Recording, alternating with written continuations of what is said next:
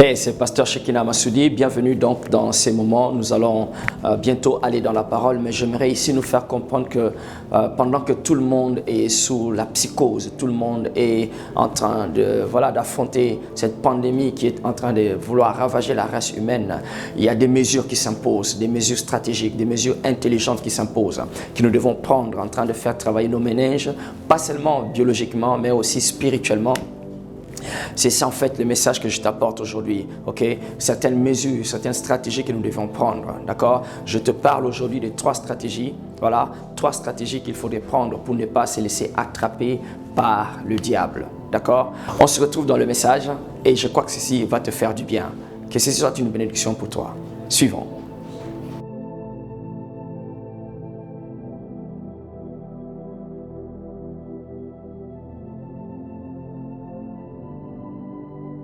Trois stratégies qui vont t'aider, qui vont m'aider à ne pas tomber victime entre les mains du diable.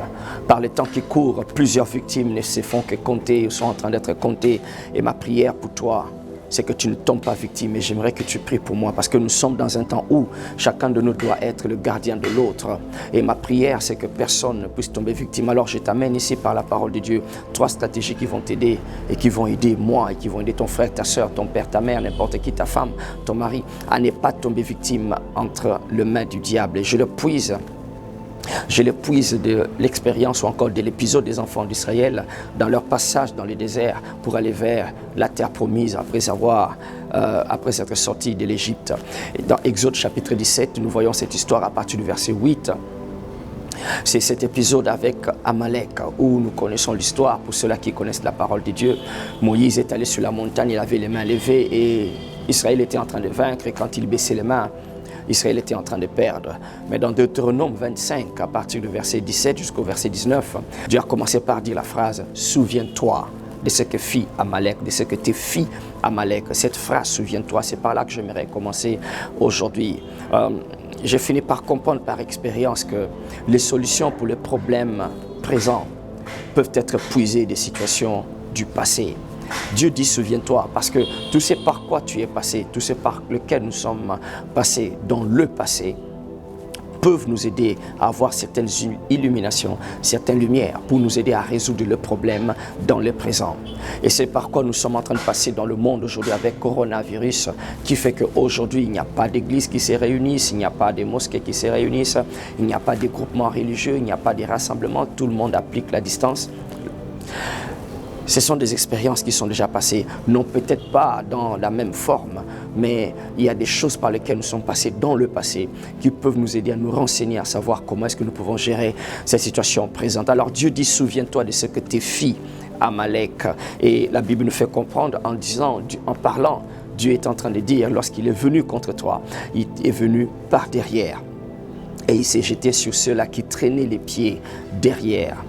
C'est très important, c'est de là que je tire tout ce que nous sommes en train de dire ici. La première chose ici, ou encore la deuxième chose finalement, c'est que Dieu dit qu'il s'est attaqué ou encore qu'il s'est jeté sur toi par derrière. Le diable est spécialiste à t'attaquer par derrière. Il vient par derrière, c'est-à-dire quoi venir par derrière? Par derrière, la Bible dit que lorsqu'Amalek est venu contre enfants d'Israël, il n'est pas venu comme ça en face, il les a surpris par derrière. C'est ce que cela veut dire, premièrement, venir contre toi par derrière, tout comme a fait ce virus, coronavirus, il s'est jeté comme par derrière. Ça veut dire, premièrement, c'est-à-dire, il te prend par surprise, il te prend au moment où tu t'attendais le moins. Tout était en train de continuer dans le monde, les gens parlaient de ceci, parlaient de cela, les gouvernements prenaient des mesures sur ceci ou encore lançaient des projets, poursuivaient certains projets. Mais bon, tout à coup, subitement, boum, par surprise, tout a été interrompu, le monde entier a été interrompu et tout le monde se focalise sur cette affaire. Attaque par derrière, c'est une attaque qui te prend par surprise. Et peut-être qu'en train de m'écouter ici, au-delà de tout encore, à part tout ce qui se passe au niveau mondial, peut-être qu'au niveau personnel, oui, au niveau personnel, au niveau familial, au niveau professionnel dans ta vie, ok, tu as certaines choses, certaines attaques qui sont venues contre toi comme par surprise. Ça t'a pris au moment où tu t'attendais le moins. Tous les projets que tu as faits, toutes les prévisions, tous les plans que tu as pu monter se retrouvent aujourd'hui comme étant inutiles. Je dis bien comme étant inutiles. Et c'est justement ce qui se passe ici avec Amalek qui vient s'abattre sur Israël. Attaque par derrière, deuxièmement, cela veut dire c'est une attaque qui te prend dans ton moment de vulnérabilité, dans ton moment où tu es vraiment vulnérable. Nous sommes des êtres humains, d'accord? Il y aura toujours un moment où nous sommes vulnérables, ok? Que ce soit pour des choses légitimes ou bien pour des choses illégitimes, mais il y aura toujours un moment où tu es vulnérable. Quand tu dors, tu es vulnérable, d'accord? Quand tu es fatigué, tu es vulnérable. Quand tu es en colère, tu es vulnérable. Il n'y a pas de problème à dormir, il n'y a pas de problème à être fatigué, il n'y a pas de problème à s'énerver en tant que tel, parce que tu es être humain, c'est naturel, ça va venir. Mais c'est justement en ce moment-là que le diable vient s'abattre sur toi, d'accord? Tes moments de vulnérabilité, quand tu es distrait, tu es vulnérable, d'accord? On ne peut pas être 24 heures sur 24 attentionné, avoir une attention soutenue. Il y aura toujours des aspects. Tu peux regarder devant, mais tu ne vois pas ce qui se passe derrière. Tu peux regarder à droite. Ok, tu peux regarder à droite, mais tu ne vois pas ce qui se passe à gauche, et ainsi de suite. Donc, il y a toujours un moment, un aspect de ta vie où tu es vulnérable. Et c'est justement ce que l'ennemi fait. Le diable vient, il vient te prendre dans tes moments de vulnérabilité. Troisièmement, attaque par derrière veut dire, il vient contre toi dans tes moments de faible résistance. Ouais, il a bien calculé comment t'avoir dans tes moments de faible résistance. Tu peux résister, c'est vrai, d'accord? C'est ce qui fait que, par exemple, le taux de ceux-là qui sont en train d'être guéris du coronavirus est plus élevé que ceux qui sont en train de mourir. Mais bon, ce n'est pas une joie de toute façon, parce que ceux qui sont en train de mourir, ça nous touche et ça nous frappe le cœur. C'est une faible résistance, un moment de faible résistance. Il a bien calculé son coup. Et j'aimerais que toi, enfant de Dieu, qui me suis maintenant, que nous puissions être au courant ou que nous puissions être avisés de ce genre de choses. Quatrièmement, attaque pas derrière, ce qui t'attaque quand tu ne le vois pas, parce que c'est un esprit des ténèbres. Le diable est plus fort quand on ne le voit pas, d'accord? Il veut s'abattre sur toi sans que tu saches que c'est lui. Et d'ailleurs, plusieurs ont même pensé que c'est Dieu qui est en train de faire toutes ces choses contre l'humanité. Mais j'aimerais te garantir ici, te rassurer, Dieu n'a rien à voir dans cette affaire. C'est le diable. D'accord? C'est le diable qui est l'auteur de toute maladie. C'est vrai que les hommes ont ouvert une porte. C'est vrai que les hommes, c'est lui qui est le fomenteur, c'est lui qui est l'initiateur, c'est lui qui amène ces choses. Alors, Amalek vient s'abattre contre les enfants d'Israël par derrière. Et Dieu dit qu'il s'est jeté sur ceux-là qui traînaient le pied. Ceux-là qui traînaient le pied, les derniers. Et c'est très dangereux ici. C'est ce qui fait que beaucoup sont en train de tomber victimes. Okay? Quand il vient, il ne fait pas de tout le monde victime. Ou ce n'est pas tout le monde qui est victime entre les mains du diable. Et si tu entends ce que tu entends aujourd'hui, c'est pour que toi aussi tu ne puisses pas être parmi les victimes. Il s'est jeté sur ceux-là qui traînaient le pied derrière. C'est donc dangereux dans ce genre de moment de traîner le pied. Il y en a qui traînent le pied simplement. Ils sont en train de traîner les pieds malgré tout ce que Dieu leur a dit, malgré les choses qui sont attachées à leur destinée, malgré les choses que Dieu leur a préparées et même malgré tout ce qui est en train d'arriver ici. Il y a des gens, il y a des institutions, il y a des familles, il y a des chrétiens. Il y a même, je pense, des gouvernements qui sont encore en train de traîner le pied. Ceux-là qui traînent les pieds sont ceux-là sur qui Amalek ou le diable tombe dessus. Qu'est-ce que cela donc veut dire, pasteur, traîner les pieds? Traîner les pieds peut vouloir dire beaucoup de choses, mais je t'en propose ici quelques-unes. La première, traîner les pieds veut dire que ton futur n'est pas plus captivant que ton présent ou ta situation présente. Traîner les pieds veut dire, premièrement, que ton futur n'est pas plus captivant que tes circonstances présentes dans lesquelles tu es en train de passer. Ouais, c'est ça, traîner les pieds. Lorsque ton futur ne te captive plus, lorsque ton futur ne t'aspire plus, lorsque ton futur arrête ou encore lorsque tu arrêtes d'écouter la voix de ton futur ou de ta destination, tu deviens encore plus conscient de ce par quoi tu passes aujourd'hui. Alors qu'est-ce qui arrive après cela? Qu'est-ce qui arrive après cela? Tu commences à traîner les pieds. C'est que tu n'avances plus, tu ne progresses plus parce que tu as perdu la vision sur ton futur. Et j'aimerais ici exhorter tout le monde. Pendant que tu me suis maintenant, tout ce par quoi nous sommes en train de passer ne devait pas te faire oublier. Tu ne dois pas laisser que tout ce moment puisse obscurcir, voilà, obscurcir ta vision, obscurcir tes pensées pour ne plus être capable de voir les choses que Dieu t'a réservées. Regarde, Dieu dit, je connais le projet que j'ai formé pour toi. C'est un projet de bonheur et non de malheur. Oui, je sais que c'est dur par moments. Je sais que c'est dur, ce moment par lequel tu es en train de passer. Je sais que c'est effrayant pour certains. Ils n'ont même pas de provisions, ils ne savent même pas. Il n'y a pas de recettes, il n'y a pas de vente aujourd'hui. Ils sont fermés parce que le confinement l'oblige. Il y en a qui ne savent même pas comment nouer. En fait, comment est-ce qu'ils vont s'en sortir pendant ces moments? Je sais que c'est dur, mais Dieu dit qu'il a un projet de bonheur. Si tu peux garder tes yeux fixés sur là où Dieu t'amène, ce par quoi tu es en train de passer aujourd'hui ne sera pas t'abattre. Il ne faut pas que tu tombes victime. Garde les yeux sur là où Dieu est en train de t'amener. Alors ils avaient ce devoir de garder leurs yeux. Ils avaient ce devoir de garder les yeux fixés à la terre promise pour ne pas laisser Amalek qui s'est attaqué contre eux par derrière les avoir. Deuxièmement, traîner par derrière veut dire ne pas être à jour, ne pas être à jour. Ils étaient derrière, ils étaient à l'arrière. Et nous avons plusieurs personnes qui sont en train de tomber victimes aujourd'hui parce que ils ne sont pas au courant, d'accord? Ils ne sont pas au courant, par exemple, des mesures sanitaires qu'ils devaient prendre ou d'autres sont en train de négliger, d'accord? Ils pensent que bon, c'est inutile. Il y en a qui négligent carrément, ok? Il y en a qui continuent à se réunir, voilà, avec les autres en train de boire ou en train de manger, ok? Pourquoi? Parce qu'ils ne sont pas mis à jour. Ils ne veulent pas se mettre à jour, ok? Chaque combat t'impose une certaine attitude. Chaque combat, chaque attaque t'impose un nouveau comportement. Un nouveau niveau implique de nouveaux démons. Et de nouveaux démons impliquent de nouvelles stratégies. Alors il y en a quelque part qui sont en train de m'écouter maintenant. Tu dois comprendre que tu dois te mettre à jour. Arrête de traîner derrière. Applique les mesures sanitaires qui s'imposent, surtout ceux qui sont donnés par les experts. Je ne parle pas de toutes ces choses que les gens ramassent par-ci par-là, en ligne.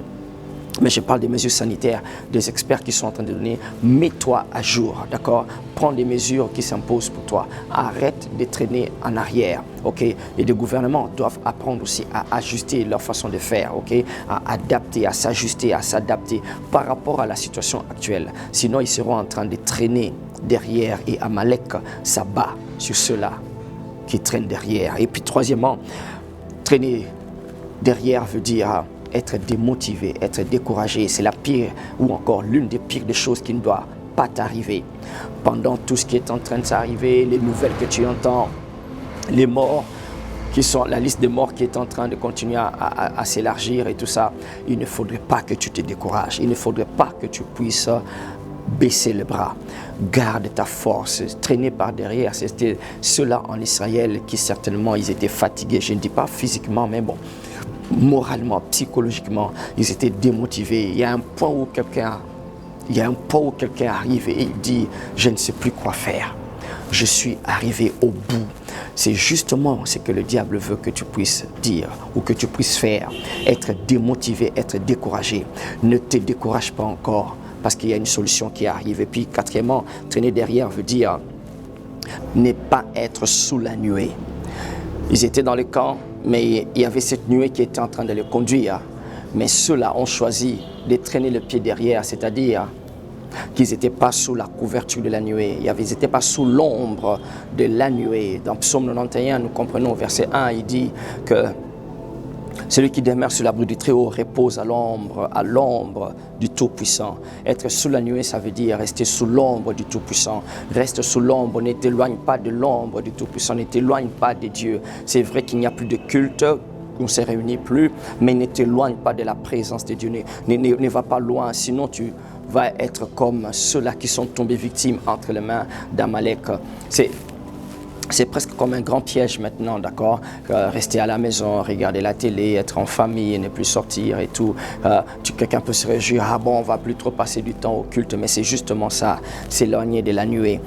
La présence de Dieu doit toujours être précieuse pour toi, ok? Ne cède pas au péché, ne cède pas à la négligence, ne cède pas à la distraction, ne verse pas dans la chair, reste en esprit. Reste sous la conduite du Saint-Esprit, d'accord? Ne claque pas la porte à l'église, ne claque pas la porte contre ton pasteur, ne claque pas la porte aux choses de Dieu, ne claque pas ta porte contre la parole de Dieu. Reste sous la nuée, c'est là qu'il y a ta sécurité. En fait, C'est là qu'il y a ta sécurité. Je te propose ici donc 3 stratégies qui vont t'aider à ne pas tomber victime. Simple. Nous plus dans cette histoire, toujours dans cette histoire de l'expérience d'Israël et Amalek. La première stratégie, c'est que ne panique pas. Ne panique pas, ça revient encore, la peur. La peur, c'est en fait ça qui te déstabilise, d'accord? C'est vrai que la peur est plus qu'une stratégie, en fait, c'est une attitude, c'est un état d'esprit, c'est un modèle de pensée, c'est une façon d'être dans ton intérieur. Comment est-ce que tu regardes les choses? Comment est-ce que tu considères ce combat? Comment est-ce que tu considères cette situation? C'est ça, en fait, la peur. Mais en même temps, c'est aussi une sorte de stratégie. En fait, tu dois tout faire pour ne pas paniquer, d'accord? Organise ta vie. Ok, tout ce que tu dois faire maintenant, les choses que tu écoutes, les choses que tu entends, tu dois les faire, tu dois les organiser tout autour de donner avantage à cet état d'esprit qui va ne pas te laisser, ne pas te faire ébranler face à tout ce qui est en train d'arriver, d'accord? Ne panique pas, ne cède pas à la panique, d'accord? C'est la deuxième chose. C'est vrai que ça te prend, c'est la première chose, pardon. C'est vrai que ça te prend par surprise, mais ne panique pas. C'est vrai que tu ne sais pas comment tu vas nouer les 2 bouts de mois et tu n'as pas d'entrée financière ce jour-ci. Économiquement, je sais que c'est dur pour plusieurs, mais ne panique pas, d'accord? Ne panique pas, parce qu'il y a un Dieu qui peut intervenir à chaque instant. C'est justement ce que Moïse a compris.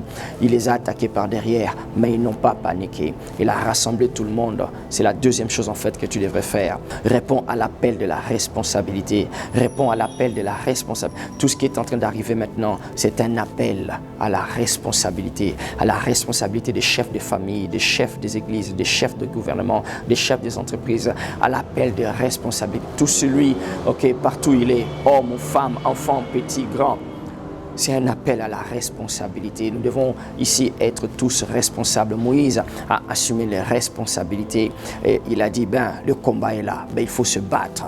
Le combat est là, il faut se battre. Ce n'est pas le moment d'accuser les autres, ce n'est pas le moment de pointer le doigt, ce n'est pas le moment de chercher qui blâmer, ce n'est pas le moment de critiquer le gouvernement, que le gouvernement critique le peuple. Ce n'est pas le moment pour une nation de critiquer une telle nation. Qui a amené la maladie? D'où vient le virus? Écoutez, nous sommes en pleine guerre. C'est le moment. Ce n'est que le moment d'affronter l'ennemi. Nous devons le battre. Ok? Focalisons-nous sur ce qui est essentiel. Focalisons-nous vers la solution. Je me rappelle toujours de cette histoire qu'un de mes mentors m'a raconté. Il était en train de descendre la rue un jour et il y avait cet homme qui était au volant dans sa voiture et cet homme était ivre. Il a compris plus tard qu'il était ivre, mais cet homme dans son ivresse au volant, il est allé percuter un autre homme qui était à pied et il est tombé par terre. Il était en train de gémir dans son sang et cet homme ivre dans son volant, il a fui. Alors lui, il arrive, il voit cet homme par terre dans son sang, dans sa panique, dans ses émotions. Il s'est mis à lui demander, est-ce que tu veux que j'appelle la police? Est-ce que tu veux que j'appelle la police? Et cet homme, dans son sang, en train d'agoniser, il lui dit, n'appelle pas la police, appelle une ambulance. Ça m'a toujours interpellé dans ce genre de situations dans lesquelles nous sommes en train d'affronter coronavirus. C'est ce que la plupart des gens, c'est l'erreur que la plupart des gens sont en train de faire ou seraient en train de faire. Chercher qui blâmer, qui accuser à la police, qui accuser. Ce n'est pas le moment d'accuser les gens, c'est le moment de chercher une ambulance. On doit appeler une ambulance, on doit résoudre ce problème. On verra le reste après peut-être, mais résolvons d'abord ce problème parce que ça nous affecte tous. Tout le monde doit se joindre le coude, c'est ce que Moïse a voulu faire comprendre. Ceux qui doivent aller dans les champs de bataille doivent aller dans les champs de bataille et ils doivent se sélectionner, s'organiser. Ceux qui doivent aller monter sur la montagne, ils doivent aussi aller sur la montagne mais ne pas y aller seuls, d'accord? Chacun a un rôle à jouer, d'accord? Les mères dans la famille, le père dans la famille, les aînés dans la famille, les jeunes, les plus jeunes, tout le monde a un rôle, tout le monde doit s'y mettre.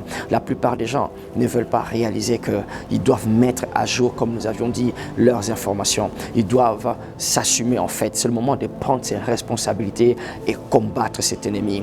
On a besoin de dire à coronavirus, on a vaincu pire dans le passé, certainement. On a vécu des choses aussi dures dans le passé. Nous avons vaincu la peste, nous avons vaincu des calamités naturelles, nous avons vaincu des guerres civiles, nous avons vaincu plusieurs autres maladies. On a trouvé des vaccins au moment où on pensait que ça ne pouvait se faire, mais on a pu les trouver. L'être humain s'en sort toujours vainqueur. par l'aide de Dieu. Alors coronavirus, nous allons aussi te vaincre. Ce n'est pas le moment de s'abattre, ce n'est pas le moment d'accuser, mais c'est le moment d'assumer ses responsabilités et affrontons. Applique les mesures sanitaires s'il le faut. Pendant que les autres qui doivent chercher des solutions dans les laboratoires sont en train de le faire, pendant que le gouvernement continue à prendre des mesures et que nous encourageons, sont en train de le faire, pendant que les pasteurs, les hommes d'église sont en train de prier, nous encourageons de le faire, pendant que les fidèles, chacun a un rôle à jouer quelque part. La troisième chose, c'est que Moïse est allé à la montagne. Ça, c'est la stratégie des stratégies. Pourquoi? Parce que je lève les yeux vers les montagnes, d'où me viendra le secours. Le secours me vient de l'Éternel. Cela veut simplement dire, recourons et attendons-nous au secours de Dieu. Sans le secours de Dieu, nous ne sommes rien. Jésus-Christ a dit, vous ne pouvez rien sans moi. D'accord? Ce n'est pas le moment de commencer à s'enorgueillir. Nous sommes clairs que voilà, nous sommes limités en cet instant. C'est le moment de retourner vers lui, de recourir vers lui, l'auteur de la vie, le Dieu de toute chair et des esprits des hommes. C'est lui qui détient la clé. Quand il ouvre, personne ne ferme, et quand il ferme, personne n'ouvre. Jésus-Christ, dans ce genre de moments, est notre recours. C'est lui qui peut nous donner le secours qui ne manque point au temps de la détresse. On a besoin de ce secours, on a besoin de son secours. C'est le moment de se recueillir dans la prière. C'est le moment de chercher de l'inspiration, la direction, ses instructions. Il dit, venez à moi, vous tous qui êtes chargés, je vous donnerai du repos. Recevez mes instructions et vous aurez le repos pour vos âmes. D'accord? Donc, aller à la montagne, c'est rester en prière. Ok, et j'encourage tous les vainqueurs là où vous êtes, tous les chrétiens là où vous êtes, là où nous sommes. Ok, restons en prière, ne versons pas dans la distraction. Pendant qu'on applique toutes ces sortes de mesures, restons en prière et croyons Dieu que le secours est en train de venir. Seigneur, je te rends grâce. Je te bénis parce que je sais que tu es présent. Tu es le secours qui ne manque jamais au temps de la détresse. Nous prions à cet instant avec mes frères et mes sœurs et nous croyons, Père, que tu vas envoyer ton secours. Ton secours va paraître. Cette maladie, cette pandémie ne va pas anéantir la race humaine parce qu'elle est faite à ta ressemblance et nous savons que tu es proche.